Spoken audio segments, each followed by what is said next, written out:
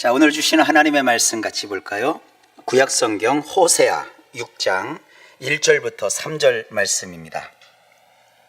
호세아 6장 1절부터 3절 말씀 우리 함께 합독하시겠습니다. 시작. 오라, 우리가 여호와께로 돌아가자.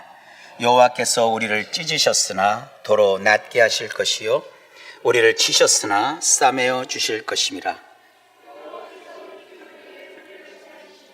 셋째 날에 우리를 일으키시리니 우리가 그의 앞에 살리라. 그러므로 우리가 여호와를 알자. 힘써 여호와를 알자. 그의 나타나심은 새벽빛같이 어김없나니 비와 같이 땅을 적시는 늦은 비와 같이 우리에게 임하시리라 하니라. 아멘. 기도합니다. 주님, 오늘도 우리에게 말씀하옵소서. 예수님 이름으로 기도하옵나이다. 아멘. 저는 4주 연속 기획 설교를 준비했습니다. 봄이 오면이라는 주제로 오늘이 마지막 네 번째 시간입니다. 호세아 6장 1절로 3절 말씀을 본문으로 메마른 땅을 적시는 늦은 봄비라는 제목으로 함께 하려고 합니다. 만물이 소생하는 봄이 곁에 와 있지만 현대인들의 내면은 여전히 꽁꽁 얼어붙은 혹독한 겨울입니다. 우리는 인류 역사상 가장 많은 지식과 정보를 누리는 시대를 살고 있습니다. 손에 들고 있는 스마트폰 검색창 하나면 모르는 것이 없는 편리하고 똑똑한 세상이 되었습니다. 또 근자 들어서 AI를 이용하는 분들도 많이 계시죠. 그런데 생각해 보세요. 인터넷이 열리고 또 모든 사람이 엄청난 정보 홍수 속에 있으면 행복해야 되고 평화로워야 되고 풍성한 삶을 살아야 되는데 전쟁이 터지고 유가는 치솟고 달러는 고공행진을 벌이고 있고 참 삶이 옛날보다 더 뻑뻑하고 힘들어요. 건물마다 비어있는 공실이 즐비합니다. 아파트들은 수없이 짓고 있지만 분양이 다 안 되고 있고 또 우리가 가까이 접하고 있는 대전과 이쪽 일대는 수요자보다 공급량이 더 많아서 앞으로 몇 년 동안은 심지어 우리 서민들이 가장 큰 투자 가치로 여기고 있는 부동산도 그렇게 좋은 전망이 아니고 정보는 넘치는데 이런 게 현실 속에 겨울이 아니면 뭐가 겨울입니까? 세상의 수많은 지식을 스펀지처럼 흡수하며 살아가고 있는데 왜 우리의 마음은 이토록 춥고 메말라 가는 것일까요? 어째서 작은 위기 앞에서도 쩍쩍 갈라진 겨울 논바닥처럼 영혼이 타들어가고 불안과 공허함은 더 깊어만 가는 것일까요? 성경을 통해서 그 이유를 발견할 수 있습니다. 다양한 이유가 있는 게 아니라 한 가지래요.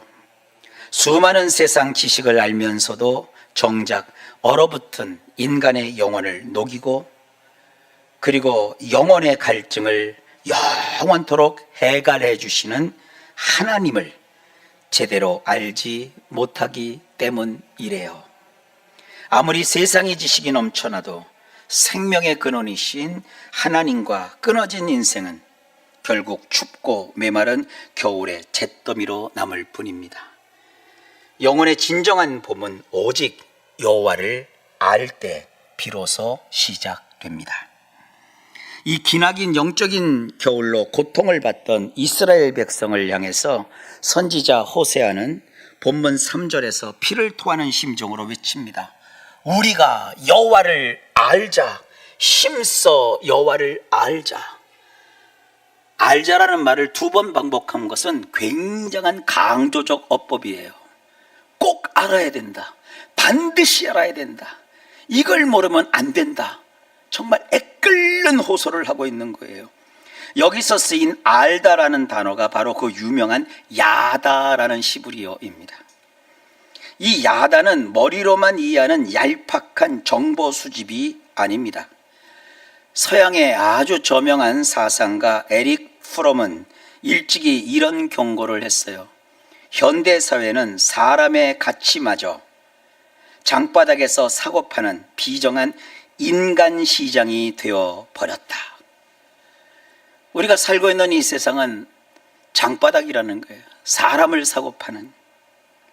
옛날 노예 시장만 있었던 것이 아니라 현실 속에서 우리는 인간 시장에서 팔려나가는 한 물품처럼 그렇게 인간이 삶을 살아간다는 것을 이런 철학자들이 미리 내다보고 사상적으로 전망한 거예요. 그렇죠. 세상은 나의 스펙, 나의 쓸모라는 데이터만 취할 뿐 내 영혼의 밑바닥에는 전혀 관심이 없습니다. 쓸모가 닿으면 가차없이 버려지는 것. 이것이 하나님 없는 인간이 현실 속에서 마주해야 할 가장 끔찍한 인생의 겨울입니다. 좋은 회사에 들어갔어요. 월급도 이제 요즘 월급 안 하죠. 연봉도 넘쳐요. 언제까지나 될 것 같았죠. 근데 예고도 없이 어느 순간 이제 그만두시오 하고 얘기한다고요.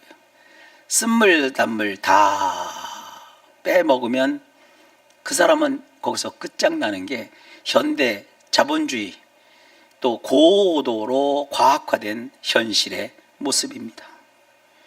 가끔 우리 성도님들 식사 자리에서 그런 얘기들을 하세요. 대한민국의 국방은 얼마나 중요한 요소입니까? 근데 그 유명한 부대가 없어졌대. 깜짝 놀라죠. 부대가 다 사라지면 어떡하지? 대한민국은 누가 지키지? 예, 그게 현실이에요. 옛날에는 정말 평생 가는 직장인 줄 알았는데 지금은 그런 직장에서도 구조조정이 아니라 그냥 어느 날 회사 자체가 없어져 버려요. 이런 세상이 정말 비정하고 척박하고 쩍쩍 갈라진 논바닥 세상입니다. 호세아 3장을 보면 매우 충격적이고 잔혹한 인간 시장의 한복판으로 우리를 이끌고 들어갑니다. 성경을 대충 이렇게 지나가다 보면 이런 장면을 잘 못 보시는데 호세아 3장에 보면 거기 인간 시장, 노예 시장이 딱 하나 나와요. 머릿속에 이 장면을 한번 그려보세요. 자, 숨이 턱턱 막히는 뜨거운 태양이 있어요. 그 태양 아래 거칠고 탐욕스러운 목소리들이 오고 갑니다. 그 중앙에는 나무로 만든 단이 하나 서 있고 그 단 위에는 짐승이나 물건이 아니라 사람이 올라가 있어요. 그것도 여인이에요. 그래서 그 여인의 값을 매기고 흥정하는 그런 노예 시장이 성경에 표현되어 있어요. 그 단 위에는 한 여자가 고개를 푹 숙인 채 덜덜덜덜 떨고 서 있어요. 사람들은 한낱 돈 몇 푼으로 그 여자의 남은 인생을 저울질하며 조롱해 댑니다. 사실 이 오래전 이 여자는 나름의 잘 나가던 여인이었어요. 한때 이 여자를 맹목적으로 따라다니며 사랑해온 한 사나이가 있었어요. 여자가 길을 지나가면 그의 눈이 따라갔고 여자가 웃으면 그의 얼굴도 밝아졌고, 그런데 문제는 여자도 그 남자의 마음을 너무도 잘 알고 있었어요. 세상의 비정한 시장 논리에 감염된 그 여자는 그 남자의 사랑에 반응하지 않고 그 거룩하고 헌신적인 사랑을 오히려 철저히 이용해 먹었어요. 필요할 때만 그를 불러 이익을 챙겼고 마음속으로는 그 남자를 업신여겼어요. 그러던 어느 날 여자의 눈에 화려한 세상이 들어옵니다. 달콤한 유혹 속에 치명적인 독이 든 줄도 모르고 그녀는 더 큰 것을 쥐겠다며 자신을 목숨처럼 지켜주던 사내를 그 순간 헌신짝처럼 버리고 멀리 떠납니다. 처음에는 모든 것이 완벽해 보였습니다. 그러나 세상의 시장은 그녀를 사랑한 것이 아니라 철저히 착취해 버렸어요. 악덕 채권자가 영혼의 진해까지 짜내듯 그녀의 젊음과 매력을 다 빨아먹었어요. 마침내 단물이 다 빠지고 껍데기만 남게 되자 그 악덕 채권자는 그녀를 쓰레기 내다 버리듯 저 끔찍한 인간 노예 시장에 내다가 팔아버리고 있는 순간이었어요. 스스로 자초한 죄악의 무게에 짓눌려 도대체 이 여자는 얼마면 되냐 하고 수치스러운 흥정을 듣고 있는 바로 그때 그 시끌벅적하던 군중을 뚫고 한 남자가 성큼성큼 걸어 나옵니다. 바로 그녀가 무시하고 무참히 버렸던 그 바보 사내 선지자 호세아였습니다. 호세아는 단 앞에 서서 주머니를 탈탈 털어 은화 15개를 단 위에 내던집니다. 당시 노동자의 2달치 피땀 어린 품삯, 오늘날 우리 돈으로 환산해 보면 600만 원이 훌쩍 넘는 호세아 선지자가 가진 전 재산에 해당합니다. 하지만 그것으로는 노예 한 명을 사기 위해서는 턱없이 부족합니다. 그 당시 율법에 노예 한 사람의 몸값은 합법적으로 은 30세겔이 되어야 합니다.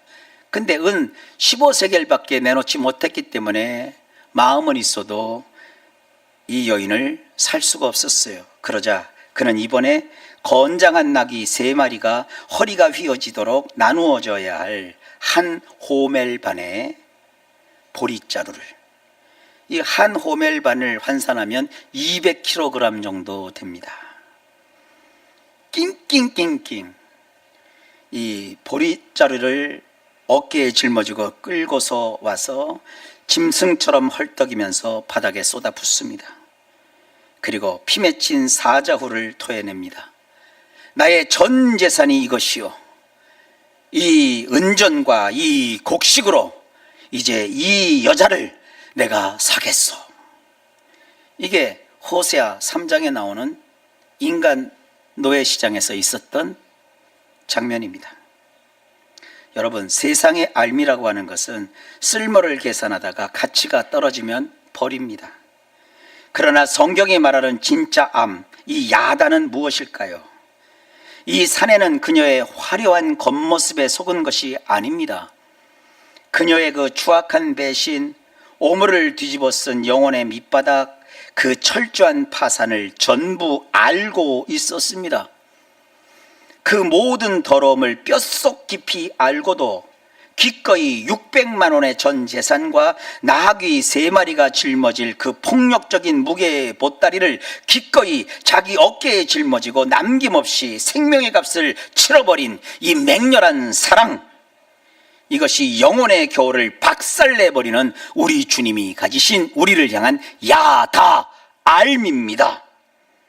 이 바보 사내가 바로 십자가에서 당신의 살과 피를 전부 쏟아 차가운 세상의 시장바닥에서 우리를 사내신 만군의 여호와 하나님이십니다. 당시 이스라엘 백성들은 율법이나 제사 같은 종교적 데이터는 빠삭하게 알고 있었습니다. 그러나 음란한 시장바닥에 노예로 팔린 자신들을 피눈물로 다시 사오시는 하나님의 이 찢어지는 심장은 전혀 알지 못했습니다. 그래서 본문 1절은 선언합니다. 오라, 우리가 여호와께로 돌아가자. 여호와께서 우리를 찢으셨으나 도로 낫게 하실 것이요, 우리를 치셨으나 싸매어 주실 것임이라. 진정한 야다, 진정한 알문, 내 알량한 성경 지식을 자랑하는 것이 아닙니다. 차가운 겨울바람 부는 시장바닥에서 내 욕심대로 살다가 까져서 피가 나는 내 삶의 상처를 있는 그대로 십자가 앞에 내어 놓는 것입니다. 나를 정죄하는 대신에 200kg의 그 무거운 보리자루 같은 십자가를 짊어지시고 다가와서 내 상처를 싸매어 주시는 주 예수님의 그 압도적인 피 묻은 손길을 내 가슴으로 뼈저리게 느끼는 것, 그때 비로소 얼어붙었던 우리 영혼의 찬란한 부활의 봄이 시작됩니다. 우리는 십자가의 사랑을 붙들고 주님을 인격적으로 알아갈 때 우리 삶에는 봄의 절정을 알리는 놀라운 기적이 일어납니다. 본문 3절 하반절에 이렇게 약속합니다. 그의 나타나심은 새벽 빛같이 어김없나니 비와 같이 땅을 적시는 늦은 비와 같이 우리에게 임하시리라. 땅을 적시는 늦은 비. 이 대목에서 우리는 한국 농경 문화의 상식을 잠시 내려놓아야 합니다. 한국의 가을 들녘에서 추수 직전에 비가 내린다면 그 비가 고마운 비가 아닙니다. 우리나라는 추수 직전에 비가 내리면 1년 농사를 망치는 재앙입니다. 한국 농부에게는 그 추수 직전에는 나다를 충실하게 튼실하게 여물게 하는 쨍쨍한 가을 햇볕이 생명줄입니다. 그러나 성경의 무대인 이스라엘의 기후는 우리와는 정반대입니다. 이스라엘은 가을에 씨를 뿌리고 이듬해 늦봄에서 초여름에 추수를 합니다. 이때 기나긴 겨울을 지나 생명이 만개하는 3, 4월, 이때가 추수를 코앞에 둔 봄날입니다. 이 봄날에 내리는 비가 바로 오늘 본문이 말하는 땅을 적시는 늦은 비입니다. 원문에 보면 이 땅을 적시는 늦은 비는 말코시라는 단어를 써요. 참고로 이스라엘 사회에서 일반적으로 내리는 모든 비, 소나기든 뭐든 이 비는 게셈이라고 해요. 오늘 본문에도 주님이 게셈을 내린다. 그리고 늦은 비, 봄비, 말코시를 내려주신다. 이렇게 표현되어 있어요. 어쨌든 이 늦은 비, 말코시는 수확을 망치는 재앙이 아닙니다. 오히려 이 비가 흠뻑 내려야 겨우 내내 웅크렸던 밀과 보리 이삭에 수분이 적절히 공급되면서 알곡이 꽉 차 오르게 됩니다. 마지막 봄날에 이 비가 없으면 속이 텅 빈 쭉정이만 거두는 대흉년이 됩니다. 한국 농부들에게 가을 햇볕이 절대적이듯 이스라엘 농부들에게는 이 늦은 봄비, 말코시가 풍성한 결실을 맺게 하는 결정적인 하나님이 내려주시는 주권적 은혜의 선물입니다. 인간의 노력으로 어찌할 수 없는 완벽한 하늘의 선물입니다. 그래서 호세아 6장 3절에 말해요. 그러므로 우리가 여호와를 알자. 힘써 여호와를 알자. 그의 나타나심은 새벽빛같이 어김없나니 반드시 나타나신다는 거예요. 비와 같이, 이게 게셈이고요. 땅을 적시는 늦은 비와 같이, 이게 말콧이고요. 우리에게 임하시리라 하니라. 그렇습니다. 봄이 오면 하나님은 여호와께로 돌아와 십자가의 주님을 힘써 아는 자들에게 바로 이 말콧이 봄비를 약속하십니다.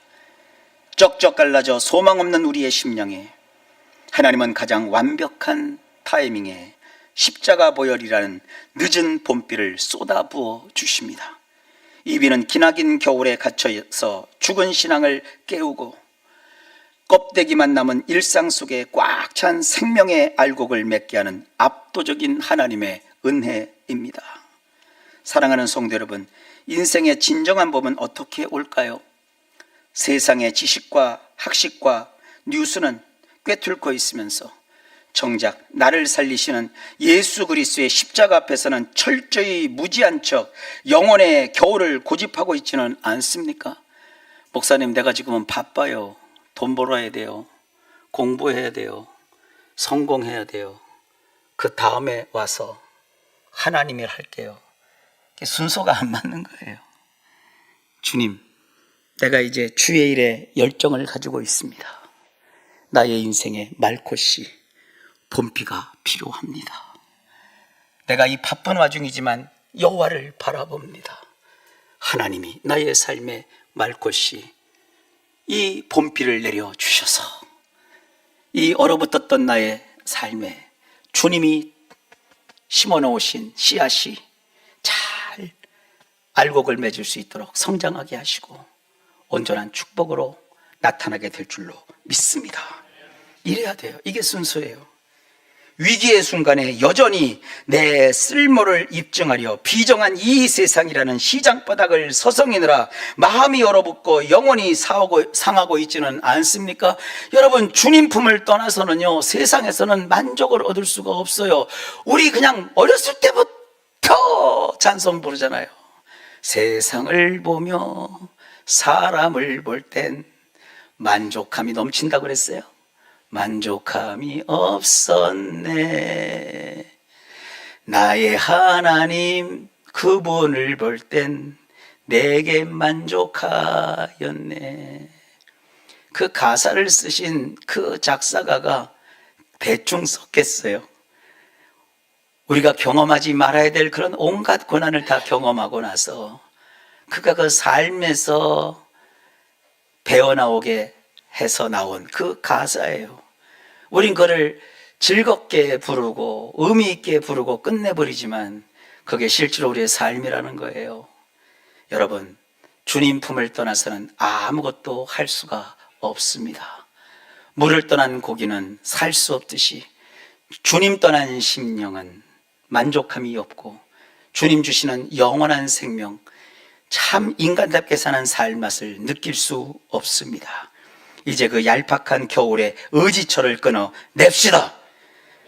겨울을 인정하십시오. 우리 얼어붙고 굳어진 일상의 상처를 그대로 가지고서 십자가 앞으로 돌아가야 합니다. 노예시장에 팔린 나를 사기 위해 주님이 내어주신 그 30세겔, 그 무거운 생명의 값을 치르신 주님을 전인격적으로 이제부터 힘써 알아갑시다.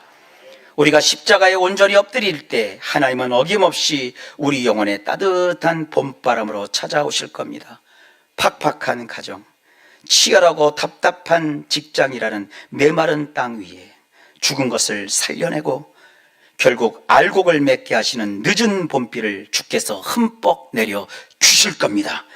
이 십자가의 담배를 봄이 왔으니 맞으면서 일상 속에서 풍성한 생명의 열매를 맺어가는 위대한 봄날, 부활의 봄날을 만끽하는 이런 모든 신앙의 주인공이 되시기를 예수님의 이름으로 축원합니다.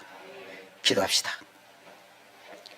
하나님, 그동안 봄이 오면이라는 주제로 주의 말씀을 살필 수 있도록 우리에게 또 엄청난 기회 주신 것 감사합니다.